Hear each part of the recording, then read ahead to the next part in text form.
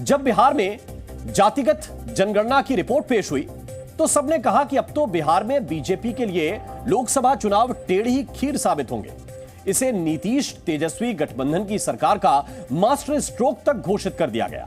लेकिन नीतीश और तेजस्वी यादव की उम्मीदों पर मोदी सरकार ने एक ही झटके में पानी फेर दिया है और बिहार की राजनीति में सबसे बड़ा ट्रम्प कार्ड चल दिया है। और यह ट्रम्प कार्ड है बिहार की राजनीति में जननायक की छवि रखने वाले कर्पूरी ठाकुर को भारत रत्न देने का ऐलान। राष्ट्रपति द्रौपदी मुर्मू ने उनकी 100वीं जयंती से एक दिन पहले 23 जनवरी को यह घोषणा की। 2 बार बिहार के मुख्यमंत्री रहे कर्पूरी ठाकुर को गरीबों और दलितों का मसीहा कहा जाता है। उन्हें सामाजिक न्याय का पर्याय और उत्तर भारत में पिछड़े वर्गों के बड़े राजनेता के तौर पर भी जाना जाता है। इस लिहाज से देखें तो कर्पूरी ठाकुर को मरणोपरांत भारत रत्न से नवाजे जाने पर किसी को कोई आपत्ति होनी नहीं चाहिए और हो भी नहीं रही है। लेकिन सवाल यह है कि क्या कर्पूरी ठाकुर को भारत रत्न देने से, भारत रत्न से सम्मानित करने के पीछे भी मोदी सरकार का कोई चुनावी एजेंडा है? और उससे भी बड़ा सवाल यह है कि इस फैसले को बिहार में जाति की राजनीति का मास्टर स्ट्रोक आखिर क्यों कहा जा रहा है? तो सबसे पहले तो इसकी टाइमिंग चेक कर लीजिए।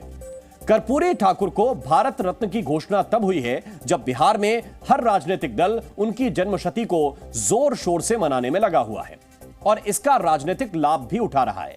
लेकिन मोदी सरकार ने तो कर्पूरी ठाकुर पर होने वाली राजनीति को एक तरह से हाईजैक ही कर लिया है। ऐसा करके बीजेपी ने किस तरह अपनी राजनीतिक चालाकी का बेहतरीन प्रदर्शन किया, इसे समझने के लिए सबसे पहले आपको यह समझना चाहिए कि बिहार की राजनीति में कर्पूरी ठाकुर का कद जो है वो कितना बड़ा है, कितना विशाल है। कर्पूरी ठाकुर बिहार के पहले गैर कांग्रेसी मुख्यमंत्री थे। मुख्यमंत्री के रूप में दोनों कार्यकाल को मिलाकर कुल 2.5 साल बिहार का शासन उनके हाथ में रहा। वो लोगों के बीच इतने लोकप्रिय थे कि 1952 की पहली विधानसभा में चुनाव जीतने के बाद वो बिहार विधानसभा का चुनाव कभी नहीं हारे।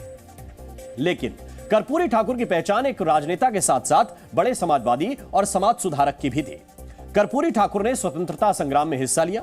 वो भले ही पिछड़े वर्ग से ताल्लुक रखते थे, लेकिन उनकी सोच, उनका विजन समाज के गरीब और वंचित वर्ग के कल्याणकार रहा है।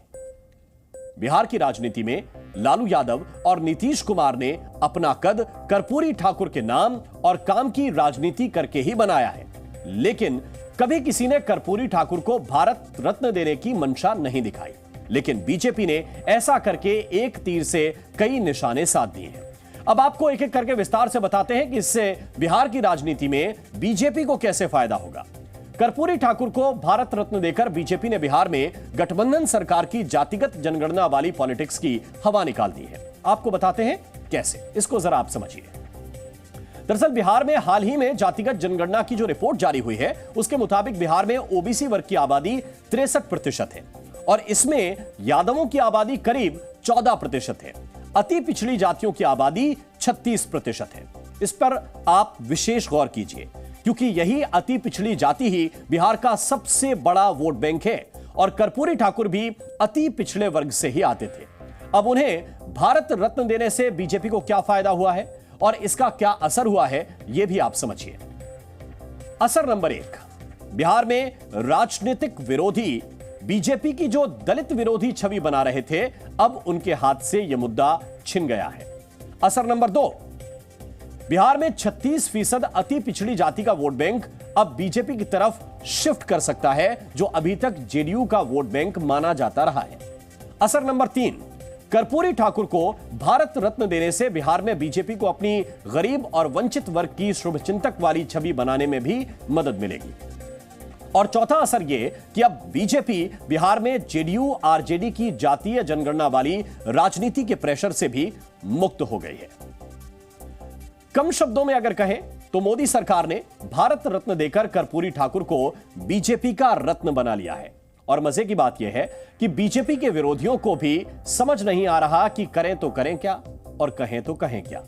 मोदी सरकार के इस फैसले का स्वागत करने के अलावा उनके पास फिलहाल कोई विकल्प नहीं है। हर साल पहले कांग्रेस की सरकार या और की सरकार, बाद में अभी जो सरकार है, इन सब लोगों को हम अनुरोध करते रहे, लिखते रहे कि भाई जननायक कर्पूरी ठाकुर जी का भारत रत्न प्रदान किया जाए। अभी लोग नहीं करते थे, लेकिन कल कर दिया है, तो मुझे खुशी है।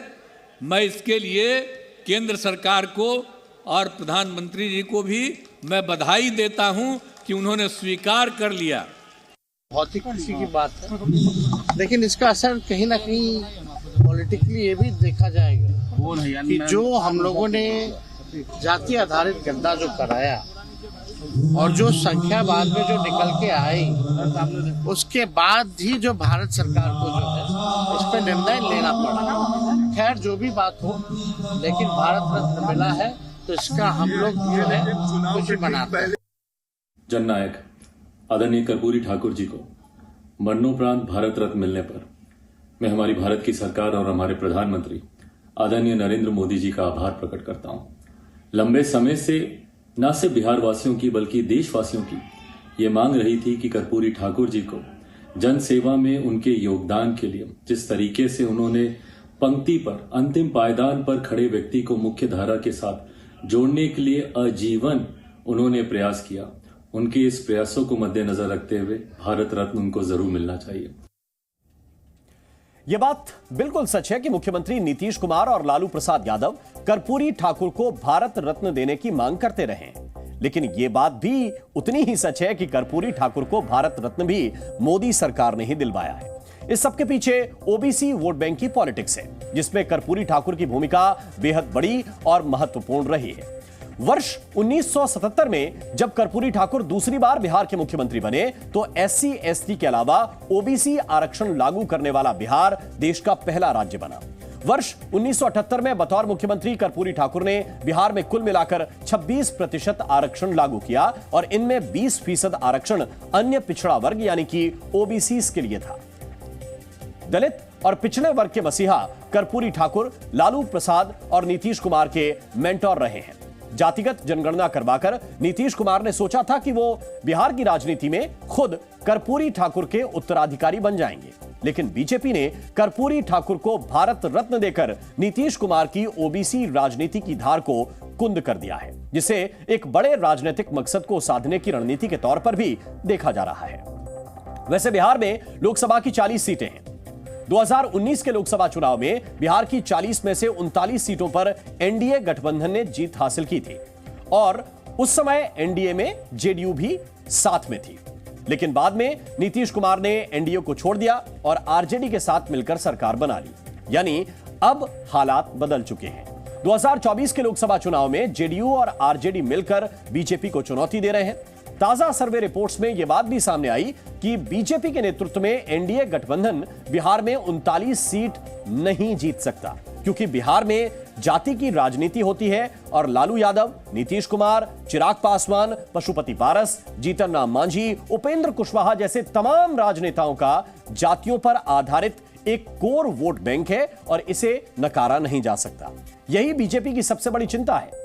इसका तोड़ मोदी सरकार ने कर्पूरी ठाकुर को भारत रत्न देकर निकाला है, जिसका अंदाजा आज कर्पूरी ठाकुर की 100वीं जयंती पर प्रधानमंत्री मोदी की बातों से भी लगता है।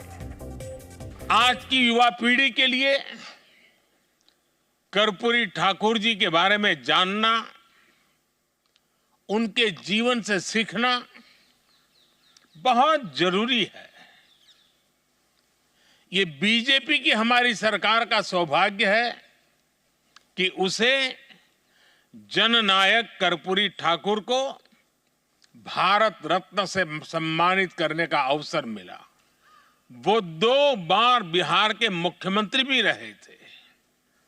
इसके बावजूद अपना विनम्र स्वभाव और समाज के सभी वर्गों के लिए काम करना कभी नहीं छोड़ा।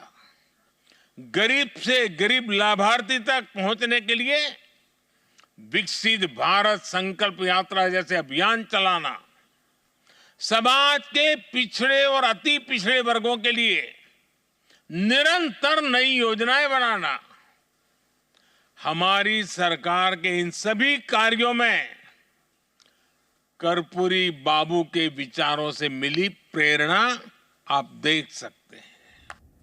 आपने भी शायद ध्यान दिया होगा बिहार की पॉलिटिक्स में पिछले कुछ दिनों से ऐसी अटकलें हैं कि नीतीश कुमार एक बार फिर पाला बदल सकते हैं और 2024 का लोकसभा चुनाव बीजेपी के साथ मिलकर लड़ सकते हैं। और अब बीजेपी ने कर्पूरी ठाकुर को भारत रत्न देकर नीतीश कुमार को एक तरह से फ्रेंड रिक्वेस्ट सेंड कर दी है, क्योंकि कर्पूरी ठाकुर को सम्मान देकर बीजेपी ने जेडीयू के साथ एक कॉमन ग्राउंड तैयार कर दिया है और नीतीश कुमार के लिए एक ऐसा रास्ता खोल दिया है कि वो आसानी से दोबारा बीजेपी के फ्रेंड जोन में एंट्री कर जाएं। इसका असर भी नीतीश कुमार पर दिखने लगा है। कर्पूरी ठाकुर को भारत रत्न मिलने पर मुख्यमंत्री नीतीश कुमार ने ट्वीट करके खुशी जताई, लेकिन उस ट्वीट में प्रधानमंत्री मोदी की तारीफ करना वो भूल गए। तो उन्होंने पहले ट्वीट को डिलीट कर दिया और फिर दूसरा ट्वीट किया और उसमें प्रधानमंत्री मोदी का धन्यवाद भी दिया। बिहार के पूर्व मुख्यमंत्री जीतन राम मांझी ने दावा भी कर दिया है कि 25 जनवरी के बाद मुख्यमंत्री नीतीश कुमार आरजेडी से नाता तोड़ देंगे। ये समस्त पिछड़े अति पिछड़े शेड्यूल कास्ट शेड्यूल ट्राइब्स के लोगों को सम्मान किया है और इसी के लिए नरेंद्र भाई मोदी जी जाने जाते हैं। चाहे प्राण प्रतिष्ठा कर रामलला को अयोध्या में 22 तारीख को उन्होंने प्राण प्रतिष्ठा किया, उसके लिए हो या अनेकों काम वो करने जा रहे हैं। जैसा कि कहा जा रहा था कि नरेंद्र मोदी जी हैं तो मुमकिन है, तो आज ये भी साबित हो गया। और रही बात कि जो हमने कहा था कि खेला होवे खेला होई और खेला होखे, तो आप देखिएगा कि 25 तारीख के बाद कोई न कोई खेला होगा। अगर जीतन राम मांझी की भविष्यवाणी सच साबित हुई तो ज्यादातर लोगों को कोई खास हैरानी नहीं होगी, क्योंकि नीतीश कुमार का तो इतिहास ही रहा है जहां फायदा देखा वहां चले जाने का।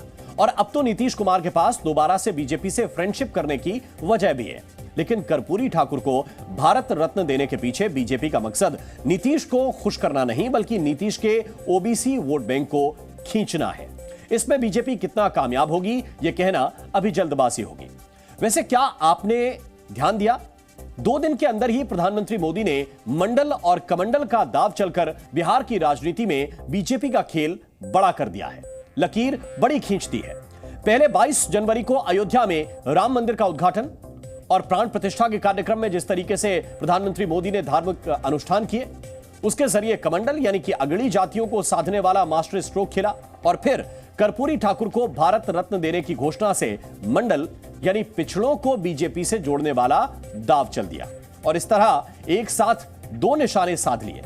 बिहार में अगड़ी जातियों का वोट बैंक तो बीजेपी के पास पहले से था, अब ओबीसी वोट बैंक को भी बीजेपी ने अपने पाले में करने की चाल चल दी है।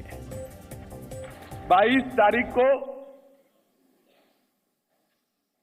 500 साल से प्रतीक्षित सभी राम भक्तों का एक स्वप्न कि रामलल्ला टेंट से निकलकर भव्य मंदिर में विराजे, उसको पूरा किया। और 23 तारीख को हजारों लाखों करोड़ों गरीबों, वंचित, पिछड़े, दलित, आदिवासी, इनके मन की वर्षों की तमन्ना कि जिन्होंने पहली बार सामाजिक न्याय को मूर्त रूप देने का काम किया, वो जननायक को भारत रत्न मिले। 23 तारीख को मोदी जी ने उसको भी समाप्त। वैसे हिंदी भाषी राज्यों में बिहार ऐसा अकेला राज्य है जहां बीजेपी कभी खुद के दम पर सरकार नहीं बना सकी है। बीजेपी को भी पता है कि जाति की राजनीति में फंसे बिहार में सिर्फ हिंदुत्व या राष्ट्रवाद के नाम पर वो सबसे बड़ी ताकत नहीं बन सकती। इसीलिए उसने राष्ट्रवाद और समाजवाद का कॉम्बो प्लान लॉन्च कर दिया है। अब इसका कितना फायदा बीजेपी को होगा ये आगे जरूर देखेंगे और देखना भी चाहिए कि बीजेपी का ये जो प्लान है, ये कॉम्बो प्लान जो बीजेपी ने लॉन्च किया है, ये कितना कामयाब आगे रहता है। जी न्यूज़।